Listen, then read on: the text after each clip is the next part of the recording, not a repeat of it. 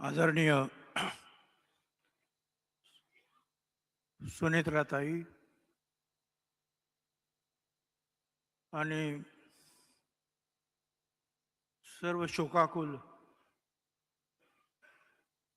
बांधवांनो, भगिनी आणि माता,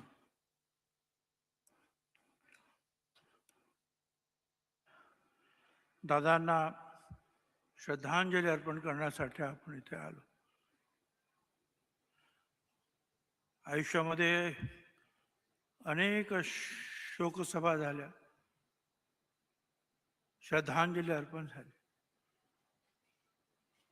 पण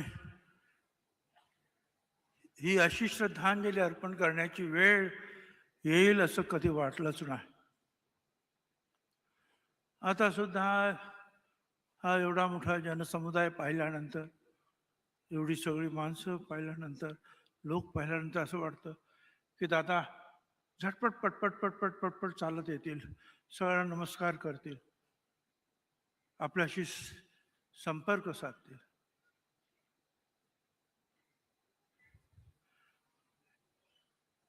अनेक महाराष्ट्रातली नररत्न जे आहेत अशी गेले.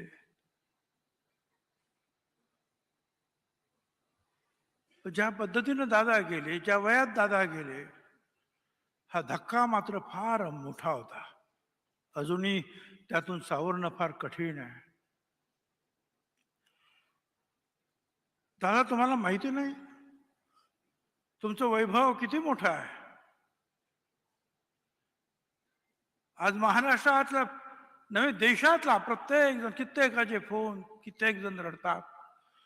आणि इथे सुद्धा आपण पाहिलं, दादा तुम्हाला भेटण्यासाठी आले आहेत. राज्यपाल महोदय आले, मुख्यमंत्री आले, उपमुख्यमंत्री शिंदे साहेब आले, गडकरी साहेब आले, भूषणजी गवई साहेब आले, किती किती उद्योगपती आले, कलाकार आले, मंत्री आले, सगळे आले. सगळे दादा, हे तुमचं वैभव आहे.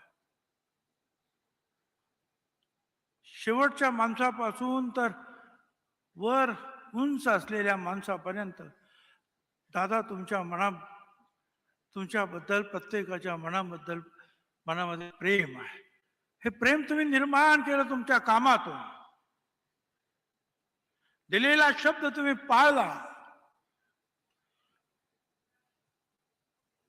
प्रसंगी तुम्ही धाडसी निर्णय सुद्धा घेतले. फार कमी वेळामध्ये दादा खूप मोठं काम तुम्ही महाराष्ट्रासाठी उभं केलं.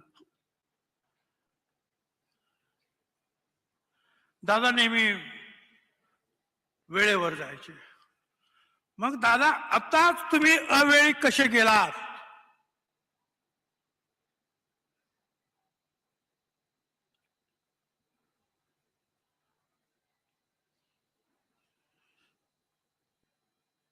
दादा होते त्यावेळेला दादाचं मोठेपण कदाचित दिसत नव्हतं. सकाळी म्हटलं एका ठिकाणी, एक आधार वटवृक्ष असतो, त्याच्या सावलीमध्ये कित्येक लोक उभे असतात, गोर गरीब, पाऊस पडला तर श्रीमंत सुद्धा.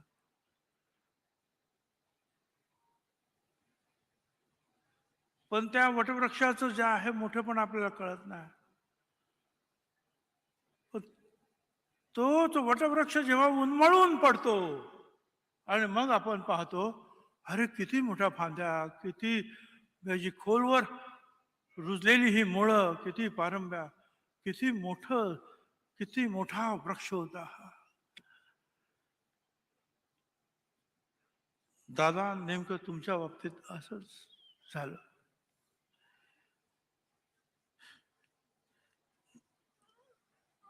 आता सहवास नाही. आता सहवास नसला तरी दादा तुमची स्मृती सुगंध देत राहील. आणि दादा, प्रत्येक वळणावर तुमची आठवण येत राहील. मी मनपूर्वक श्रद्धांजली अर्पण करतो.